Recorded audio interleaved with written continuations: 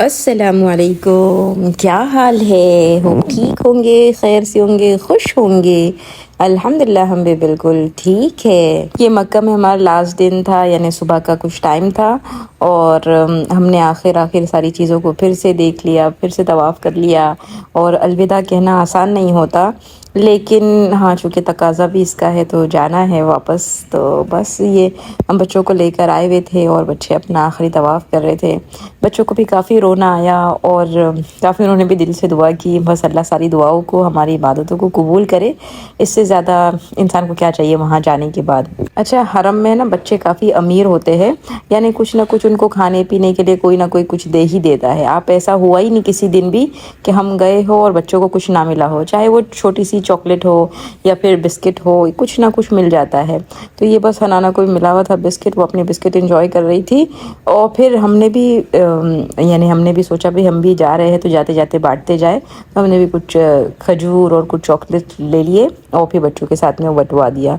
बस हमने मक्का को, काबे को अलविदा कह दिया, बहुत ही भारी दिल के साथ में। इंशाल्लाह अल्लाह की ज़ात से उम्मीद है अल्लाह फिर से बुला लेगा, क्योंकि फिर आखिरी दुआ और आखिरी दीदार था। तो बहुत लोगों के लिए और जो जो आपके साथ हुआ होता है, आपका माजी, आपका हाल, आपका मुस्तकबिल, वो सारा कुछ याद आ रहा होता है और सब के लिए एक एक चीज़ की दुआ की जा गई कि अल्लाह ऐसा है ऐसा कर दीजिए, वैसा है वैसा कर दीजिए।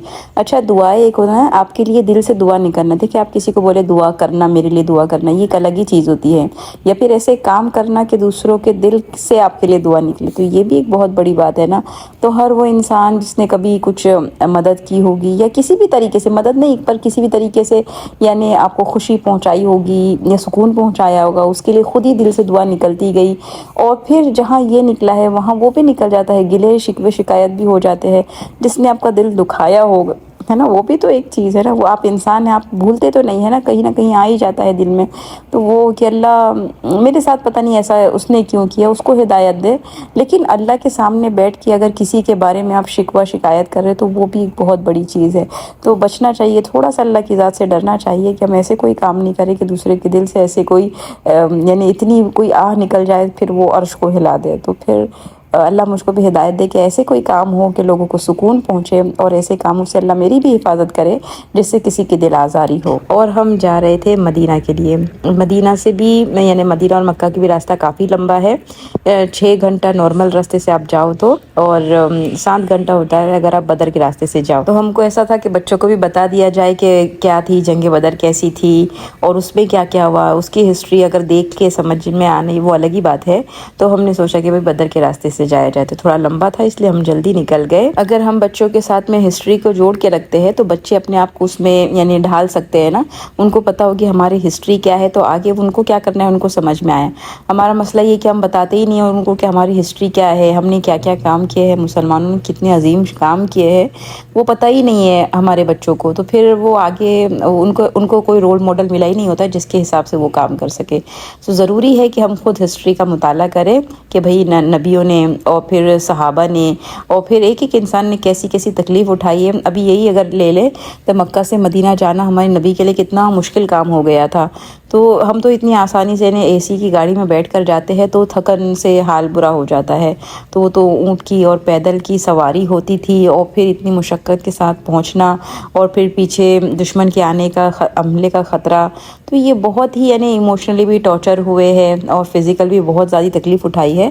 तो अगर ये सब बात बता दी जाएगी तो कहीं ना कहीं मुझको लगता है कि अहमियत बच्चों के दिल में इस्लाम को लेकर आ सकती है। अच्छा, हम तीनों माँ बेटियों ने एक ही जैसा कपड़ा पहन लिए और बस ये हम तीनों एक जैसा पहन के हम लोग निकल गए सफ़र के लिए। और फिर रास्ते में वही खाना पीना चालू रहता है ना, ज़्यादा टाइम हो जाता है। तो फिर तो मेरे को काफ़ी यहाँ पर मक्का में अगर कोई जाएगा तो ट्राई करना, बहुत अच्छा मेरे को एक केक लगा था न्यूटेला का। हमारे यहाँ नहीं मिलता, यानी पनामा में आपको न्यूटेला मिल जाएगी, पर न्यूटेला की काफ़ी वैरायटी यानी न्यूटेला की बिस्किट्स वगैरह भी काफ़ी थी यहाँ पर। और ये केक तो मुझको बहुत ही ज़्यादा पसंद आया था। रास्ते में कुछ मस्जिदें आई, हमने वहाँ नमाज़ पढ़ी है ना, जहाँ भी नमाज आप पढ़ो फिर वो जगह भी गवाही देगी। تو یہ بھی بہت اچھا تھا. یہ مسجد میں نماز پڑھ کے اتنا اچھا آپ چاروں طرف آنکھیں دوڑائے اپنی تو آپ کو ریگستان اور صحرا ہی دکھتا ہے اور کچھ ہے ہی نہیں ہے نا. مکہ تو ایسی جگہ تھی کہ وہاں پر یہی تھا. تو وہی تو ابراہیم علیہ السلام بولتے کہ اللہ یہاں کون آئے گا. یعنی اتنا ریگستان ایسا ہوتا ہے نا کہ ہم کشمیر وغیرہ جاتے ہیں تو وہاں ٹھنڈک کے حساب سے جاتے ہیں ہل اسٹیشن میں کہ کچھ نہیں 2-3 دن ٹھنڈی کھا کر آئیں گے. پر مکہ میں ایسی کوئی بات ہے ہی نہیں کہ انسان ٹھنڈی کے حساب سے آئے. وہاں وہ جاتا ہے تو خالص پھر اللہ ہی کے لیے جاتا ہے کیونکہ وہاں کا موسم چاہے پھر وہ بارش کا ہو چاہے وہ تپتی گرمی کا. جیسے جب ہم نے حج کیا تھا تو ایسی تپتی ہوئی گرمی تھی کہ ہوا بھی چلتی تھی تو کافی ایسا لگتا تھا ہوا یعنی گرم ہوا ہی چل رہی ہے. تو وہاں وہ موسم کے حساب سے جاتا نہیں ہے, گھومنے پھرنے کے حساب سے بھی جاتا نہیں ہے. تو وہاں اس کا جانا صرف اور صرف اللہ ہی کے لیے ہوتا ہے. بچے یہاں بول رہے تھے امی ابا ڈیزرٹ ہے ہم کیمپنگ کر لیتے ہیں, ٹینٹ وینٹ لگا لیتے ہیں اور یہاں پر ایک رات گزارتے ہیں پھر آگے چلتے ہیں. ہم نے کہا بیٹا وہ آپ تھوڑے سے بڑے ہو جاؤ ابھی, کیونکہ ابھی بچے چھوٹے ہیں کافی, ان کو یعنی یہ سب چیزیں الرجی کافی ہو جاتی ہے. جیسے ہم آئے ہوئے ہیں نا تو کھجلی کافی لگی ہوئی ہے, یعنی اتنا بدن کھجا رہا ہوتا ہے, پتہ نہیں کائے کی الرجی ہو گئی بھی ہے. تو ہم نے وہی کہا کہ ابھی آپ کیمپنگ کے وہ نہیں ہو, تھوڑے سے ماشاءاللہ اور بڑے ہو جائے پھر انشاءاللہ ہم ایسے ڈیزرٹوں میں انشاءاللہ اللہ نے اگر زندگی دی موقع دیا حالات دیے تو ایسے انشاءاللہ کیمپنگ بھی کریں گے. تو بس ہم نے یہاں پر بھی اتر کے نماز وغیرہ پڑھ لی. پھر راستے میں ہم کو بتایا گیا یہ جنگ بدر یہاں پر ہوئی اور اسلام کی پہلی جنگ ہے, اس کی ہسٹری کہ بھئی کیسے اللہ کی مدد آئی, فرشتے کہاں تھے, اور پھر وہاں پر جو صحابہ رضی اللہ عنہم شہید ہوئے ان کی قبر مبارک ہم نے زیارت کی. پھر اور ہم آگے گئے تو شفا کا جو کنواں ہے, بیر شفا جس کو کہتے ہیں, وہاں سے ہم نے پانی لیا اور پیا. ایسے کرتے کراتے اور نبی کے سفر کو یاد کرتے کرتے الحمدللہ درود شریف کا ورد کرتے کرتے ہم مدینہ میں پہنچ گئے تھے. پھر ہم کو یہاں پہنچتے پہنچتے ہم صبح کچھ 10 بجے نکلے تھے اور ہم یہاں پہنچتے پہنچتے ہم کو مغرب ہو گئی. ہم نے مغرب کی پھر نماز پڑھی. یہ ہماری ہوٹل کا روم ہے, ایک ہال اور ایک بیڈ روم جیسا تھا. یہاں پر لوگ اتنے ہوتے ہیں, گردی اتنی ہوتی ہے, یعنی ساری ہوٹلیں فلی ہوتی ہے. یعنی اللہ نے ہر ایک کا رزق کا کیسا انتظام یہاں پر کیا ہے نا. یعنی کام والے کتنے زیادہ ہے, ہوٹلیں زیادہ ہے, پھر کھانا پینا اتنا ہی, کیونکہ جہاں لوگ زیادہ جائیں گے ٹورسٹ جتنا جاتے ہیں اتنی ہر چیز زیادتی ہوتے جاتی ہے. سو اللہ نے یہاں پر اتنا بے حساب انتظام کیا ہے روزی کا. آپ یہاں کسی بھی کام والوں سے پوچھیں گے کہ کہاں سے ہے تو کہے گا یا تو انڈیا یا تو پاکستان یا بنگلہ دیش, یہ 3 قومیں یہاں پر بے حساب ہے. بس الحمدللہ ہمارے ہوٹل جو تھی وہ حرم سے کافی نزدیک میں تھی, 2-3 منٹ کی واک تھی. اور ماشاءاللہ آپ کی یعنی آپ کے سامنے روضہ مبارک ہوگا. تو وہی حال ہے کہ جب نبی کے پاس بھی آپ جاتے ہو تو آپ کے دل کی حالات اور فیلنگ ساری الگ ہی کچھ ہوئی بھی ہوتی ہے.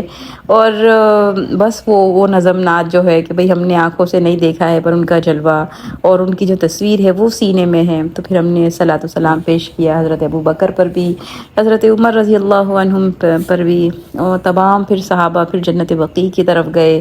اور وہاں جانے کے بعد یعنی مکہ میں آپ اتنا بھاگ چکے ہوتے ہیں, یعنی طواف نماز, گیٹ بند ہو رہا ہے, جگہ نہیں ہے, اس کے لیے آپ اتنا بھاگ چکے ہوتے نا. چاہے وہ حج میں ہم تھے تو بھی وہی سیم پروسیس تھا, اور پھر ابھی عمرہ میں ابھی آئے تو بھی وہی سیم پروسیس ہے.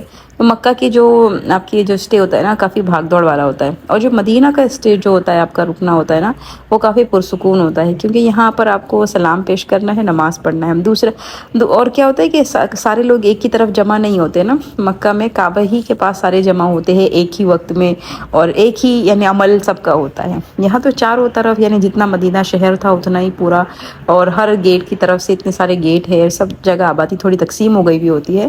تو اتنا رش اور اتنا بھاگم بھاگ مدینہ میں نہیں لگتا, کافی سکون والا ماشاءاللہ رہتا ہے. ہوپ آج کا ویڈیو آپ کو اچھا لگا ہوگا, لگا تو اس کو لائک کرے, شیئر کرے اور چینل کو سبسکرائب کرے. تب تک کے لیے السلام علیکم.